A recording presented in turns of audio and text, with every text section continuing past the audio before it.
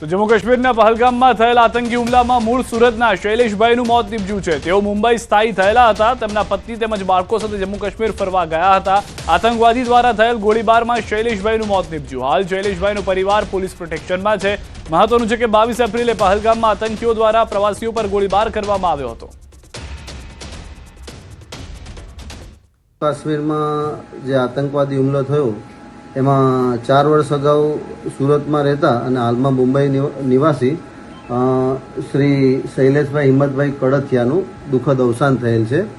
તેમની સાથે એમના પુત્ર પુત્રી અને પત્ની છે તે ત્યાં કાશ્મીરમાં પોલીસ અધિક્ષક શ્રીની કચેરીમાં છે અને એમના જે એક કઝિન છે મયુરભાઈ જે મુંબઈથી કાશ્મીર માટે રવાના થયેલા છે। એમના પાડોશી છીએ, અમે એક જ સોસાયટીમાં રહીએ છીએ અને બોમ્બે નોકરી કરતા શૈલેષભાઈ, ત્યાંથી એ લોકો ફરવા ગયેલા જમ્મુ કાશ્મીર અને આવી દુઃખદ ઘટના બની છે।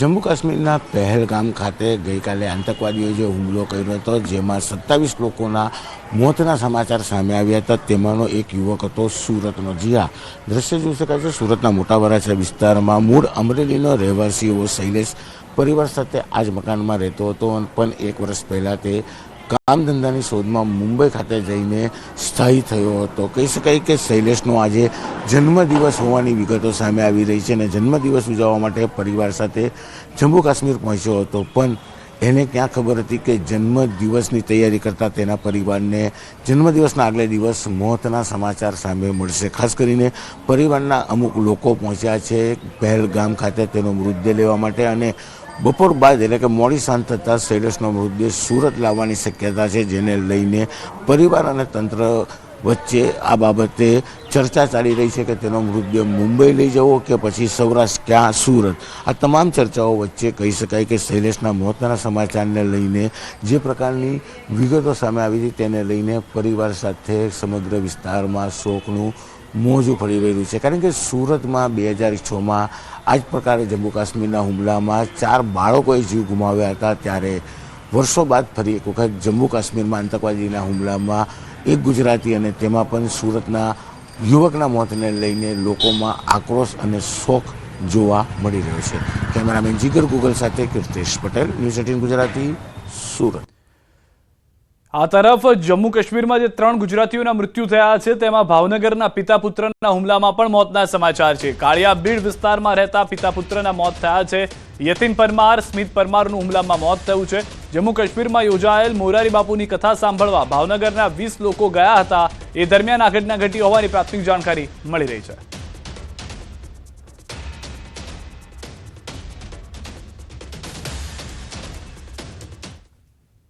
મારા બેન બનેવી અને ભાણેજ યતીશભાઈ પરમાર મારા બનેવી, કાજલબેન યતીશભાઈ પરમાર મારા બેન અને સ્મિતભાઈ યતીશભાઈ પરમાર મારા ભાણેજ એ અમારા સગા સંબંધી સાથે મોરારી બાપુની સપ્તાહમાં શ્રીનગર ગયેલ। સપ્તાહ કથા પૂર્ણ થયેલ સાઇટ સીન માટે એ લોકો પહેલગામ ગયેલ। ત્યાં જે ફરવા ગયેલ છે એ મારા ભાઈ અને ભાભી છે અને તેમનો દીકરો છે। શું ઘટના બની હતી ત્યાં, કઈ રીતના આ લોકો ગયા હતા? તે લોકો અહીંથી સપ્તાહ સાંભળવા ગયેલ હતા, ત્યાંથી આજને સપ્તાહ પૂરી થતા એ લોકો સાઇટ સીન ઉપર ફરવા ગયેલ હતા અને એ બાદ અમે આ સમાચાર સાંભળ્યા કે ત્યાં આતંકી હુમલો કે એવું કંઈ થયેલ છે।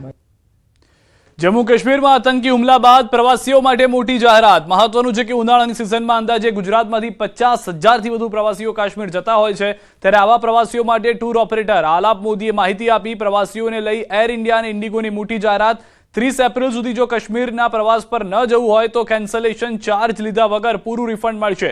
તો સાથે આલાપ મોદીએ જણાવ્યું તેમના 90 જેટલા પ્રવાસીઓ હતા, તમામ સુરક્ષિત છે।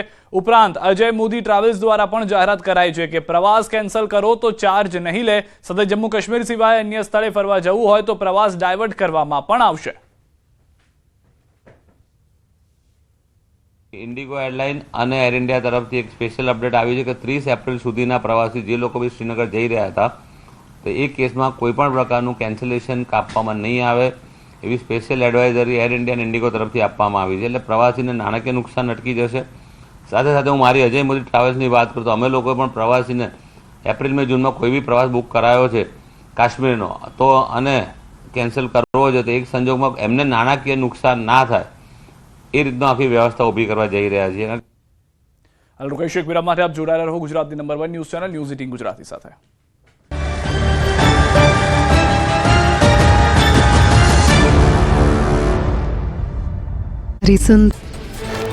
અમદાવાદના જુહાપુરામાં મારામારીનો વિડીયો વાયરલ. લાકડી અને ધોકા વડે યુવકને માર્યો માર. નજીવી બાબતમાં ઝઘડો થતા પોલીસે ફરિયાદ નોંધવાની તજવીજ હાથ ધરી. જમ્મુ કાશ્મીરના રિયાસી જિલ્લામાં સલાલ ડેમના દરવાજા ખોલી પાણી છોડાયું. ભારે વરસાદના કારણે ચેનાબ નદીમાં પાણીનો પ્રવાહ વધતા ડેમના દરવાજા ખોલાયા. પાણી છોડવામાં આવતા નીચાણવાળા વિસ્તારના લોકોને એલર્ટ કરાયા. લોકોને નદી કિનારે ન જવા માટે સૂચના આપી. જમ્મુ કાશ્મીરમાં રામબનમાં પૂરની સ્થિતિ અને ભૂસ્ખલન બાદના દ્રશ્યો સામે આવ્યા. હાઈવે પર કાટમાળ જમા થયેલો જોવા મળ્યો. અનેક પ્રવાસીઓ પગપાળા જતા જોવા મળ્યા. અનેક ગાડીઓ ક્ષતિગ્રસ્ત સ્થિતિમાં જોવા મળી. જમ્મુ કાશ્મીરમાં ભૂસ્ખલનના કારણે નેશનલ હાઈવે 44 ઠપ થયો. હાઈવે ઠપ થવાથી ઉધમપુરમાં ટ્રક સહિત વાહનોની લાંબી કતારો જોવા મળી. ટ્રાન્સપોર્ટેશન ઠપ થતાં જરૂરી વસ્તુઓની સપ્લાય અટકી. જનજીવન પ્રભાવિત થયું. રામબનમાં પૂરની સ્થિતિથી જાનમાલનું વ્યાપક નુકસાન. ભૂસ્ખલનના કારણે રાષ્ટ્રીય ધોરીમાર્ગ ઠપ થયો. અનેક વાહનો હાઈવે પર ફસાયા. પ્રવાસીઓ અને વાહન ચાલકોને ભારે હાલાકી. અનેક ઘર ક્ષતિગ્રસ્ત થતા રહીશોની સ્થિતિ કફોડી બની. જમ્મુ કાશ્મીરમાં ફસાયેલા તમામ ગુજરાતીઓ સુરક્ષિત. ગુજરાત પોલીસ સતત જમ્મુ કાશ્મીર પ્રશાસનના સંપર્કમાં. પ્રવાસીઓને જમવાની વ્યવસ્થા કરાઈ. જરૂરી પગલાં લેવા માટે સૂચના અપાઈ. પરિસ્થિતિ સુધર્યા બાદ બસ સાથે પ્રવાસીઓને કરાશે રવાના. વાદળ ફાટ્યા બાદ તબાહીના દ્રશ્યો સામે આવ્યા. કેટલાક વિસ્તારમાં રસ્તાઓ ગાયબ થઈ ગયા હોય તેવી સ્થિતિ સર્જાઈ. જમીનનું મોટા પાયે ધોવાણ. હજુ કાળા ડીબા.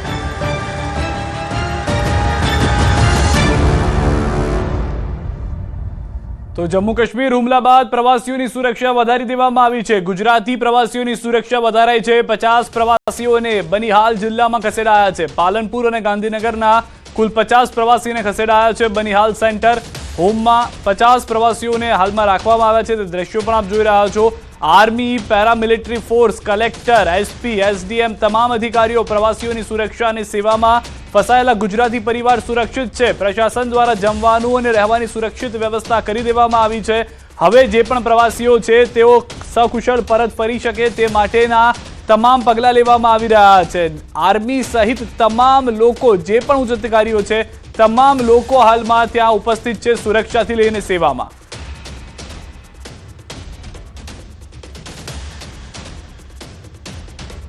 તો વધુ એક મહત્વના અને મોટા સમાચાર. આતંકી હુમલા અંગે સૌથી મોટો ખુલાસો. 2 સપ્તાહ પહેલા આતંકી દાખલ થયા હતા. ન્યૂઝ 18 ગુજરાતી પાસે એક્સક્લુઝિવ જાણકારી છે કે આતંકીઓ કેમેરા લગાવેલા હેલ્મેટ પહેર્યા હતા. ઓળખ કર્યા બાદ પ્રવાસીઓને ગોળી મારી છે. આતંકીઓમાં એકનું નામ આદિલ ગૌરી છે. હુમલો કરનાર બીજા આતંકીનું નામ આસિફ શેખ છે. આતંકીઓ સાથે એક સ્થાનિક પણ સામેલ હતો. 3 આતંકીઓની ટીમ ભગાડવા માટે તૈયાર હોવાની પણ જાણકારી મળી રહી છે. સાથે જ એક્સક્લુઝિવ દ્રશ્યો થોડા સમય પહેલાના છે કે જેમાં આર્મી જે છે તે એક્શનમાં જોવા મળી રહી છે. एयर टू एयर ध्यान रखवामां आवी रह्युं छे हर किसी के साइड से। तो फिलहाल हम ग्राउंड जीरो पे हैं और एनआईए की टीम बिल्कुल मेरे सामने है जो सैंपल्स कलेक्ट कर रहे हैं, जांच कर रहे हैं इस मामले की। और न्यूज़ 18 इंडिया की टीम लगातार ग्राउंड जीरो पर है और क्योंकि दर्शक जानना चाहते हैं ऑपरेशन का क्या हाल है, किस तरीके का ये ऑपरेशन है और क्या कुछ यहाँ पे हो रहा है, ये सब जानना चाहते हैं। लेकिन मैं आगे भी आपको दिखाने की कोशिश करूँगा कि किस तरीके से भारतीय सेना और सीआरपीएफ के लोग इस ऑपरेशन को यहाँ पे अंजाम दे रहे हैं। तो आ ग्राउंड जीरो है कि ज्यां आगे फायरिंग करवामां આવ્યું હતું ને તેની પાછળનો જે પહાડી વિસ્તાર કે જ્યાંથી તે આવ્યા અને ત્યાં જ ભાગી ગયા હોવાની જાણકારી છે। તો એ તમામ વિસ્તારમાં હવે ફક્ત ભારતની સેના જ જોવા મળી રહી છે અને ભારતીય સેના વિશે આતંકીઓ જાણે છે, દેશ જાણે છે કે એક વખત જો ભારતીય સેના અંદર ઘૂસી ગઈ તો આતંકીઓને શું હાલ કરી દેશે। અને ભારતીય સેના જે એક્શનમાં છે, એનઆઈએની ટીમ એક્શનમાં છે, તેનાથી સ્પષ્ટ થઈ રહ્યું છે કે 24 કલાકની અંદર આપ માનીને ચાલો આતંકીઓ મરેલા હશે। જે પણ આતંકીઓ છે, જેઓએ પણ સામાન્ય નાગરિક અને નિસ્વાર્થ રીતે જે લોકો ફરવા આવ્યા હતા, હુમલો કર્યો છે, તેમને મારવામાં આવશે। इस अटैक की हर किसी के साइड से तो फिलहाल हम ग्राउंड जीरो पे हैं और एनआईए की टीम बिल्कुल मेरे सामने है जो सैंपल्स कलेक्ट कर रहे हैं, जांच कर रहे हैं इस मामले की। और न्यूज़ 18 इंडिया की टीम लगातार ग्राउंड जीरो पर है और क्योंकि दर्शक जानना चाहते हैं ऑपरेशन का क्या हाल है, किस तरीके का ये ऑपरेशन है और क्या कुछ यहाँ पे हो रहा है, ये सब जानना चाहते हैं। लेकिन मैं आगे भी आपको दिखाने की कोशिश करूँगा कि किस तरीके से भारतीय सेना और सीआरपीएफ के लोग इस ऑपरेशन को यहाँ पे अंजाम दे रहे हैं। તો ડર્ટ બાઇક જે આપ જોઈ રહ્યા છો કે જે કિચડમાં પણ ચાલી શકે તે બાઇકને પણ મંગાવી લેવામાં આવે છે। પહાડી વિસ્તારની અંદર પૂરેપૂરા ઇક્વિપમેન્ટ સાથે ભારતીય સેના આવી ચૂકી છે અને ભારતીય સેના હવે ગમે ત્યારે આ પહાડી વિસ્તાર કે જે આખો જંગલ વિસ્તાર જે પહાડી વિસ્તાર છે તેની અંદર જે સર્ચ ઓપરેશન કરી રહ્યું છે તેમાં સફળતા મેળવી શકે છે, કારણ કે 3 આતંકીઓ કોણ હતા તેની ઓળખ થઈ ચૂકી છે। જેટલી માહિતી ભારતીય સેના પાસે છે તે તમામ માહિતીના આધારે એક્શન શરૂ કરી દેવામાં આવી છે અને જે રીતે સ્થાનિક સંવાદદાતા અમારા જોડાયેલા છે, એનઆઈએની ટીમને માહિતી મળી ચૂકી છે તો એ વાત સ્પષ્ટ છે કે ઓપરેશન જે છે તે ગ્રાઉન્ડ ઝીરો પર શરૂ છે અને આ ઓપરેશનને ટૂંક સમયમાં ખતમ પણ કરવામાં આવી શકે છે। તો પહેલગામ આતંકી હુમલા બાદ પ્રવાસીઓ પરત ફરી રહ્યા છે। જમ્મુ કાશ્મીર ફરવા આવેલા પ્રવાસીઓ પોતાના વતન પરત ફરતા દેખાયા હતા। આતંકી હુમલામાં અત્યાર સુધીમાં 26 લોકોના મૃત્યુ થયા છે, ઘણા લોકો ઘાયલ થયા છે। આ ઘટના અંગે દેશભરમાં ગુસ્સાનો માહોલ છે। वहाँ पर जो घटना हुआ वो तो माने हम लोगों के साथ तो बहुत ही दर्दनाक, माने कोई माने हमारे पास शब्द नहीं है कि हम बयां करें कि हम कैसे दुखित है और आतंकित भी है। तो हमारे और 2 दिन थे कश्मीर में रहने के लिए, तो हम लोग अपना सब टूर कैंसिल करके अब अभी जा रहे हैं जम्मू जाकर हम रहेंगे।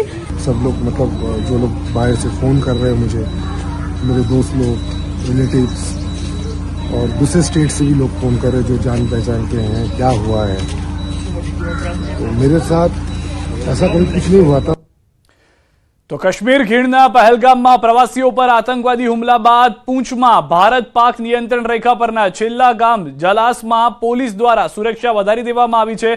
મોડી રાત્રે ગામમાં પેટ્રોલિંગ કરવાની સાથે પોલીસે ગામના મુખ્ય માર્ગ પર એક ખાસ ચેકપોસ્ટ બનાવી દીધી છે અને વાહનોની તપાસ કરવામાં આવી રહી છે, જેથી નિયંત્રણ રેખા પારથી તેમના આંકાઓના ઇશારે જિલ્લામાં હાજર આતંકવાદીઓ ગામમાં કોઈ નાપાક કૃત્ય કે અપ્રિય ઘટનાને અંજામ ન આપી શકે અને આવા કોઈ પણ આતંકવાદીને છોડવામાં ન આવે તેનો સ્પષ્ટ સંદેશો પણ આપી દેવામાં આવ્યો છે કે કોઈ પણ ઢીલ નથી મૂકવામાં આવે, કોઈ પણ રીતે તેમના આંકાઓ સફળ થાય, આવા કોઈ પણ હુમલામાં બચાવવા આતંકીઓને અથવા તો અશાંતિ ફેલાય ભારતમાં તેને લઈને।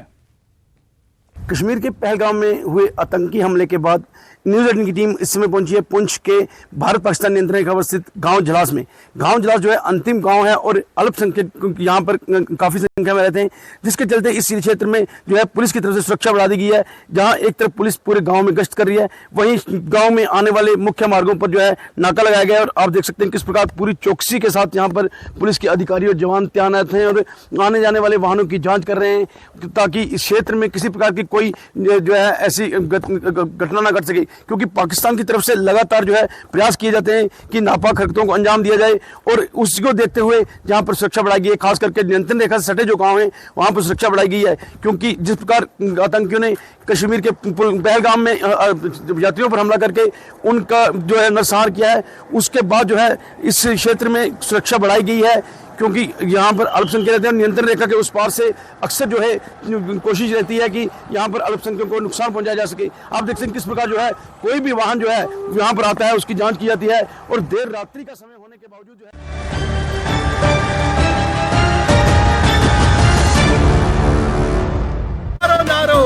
नमस्कार, आप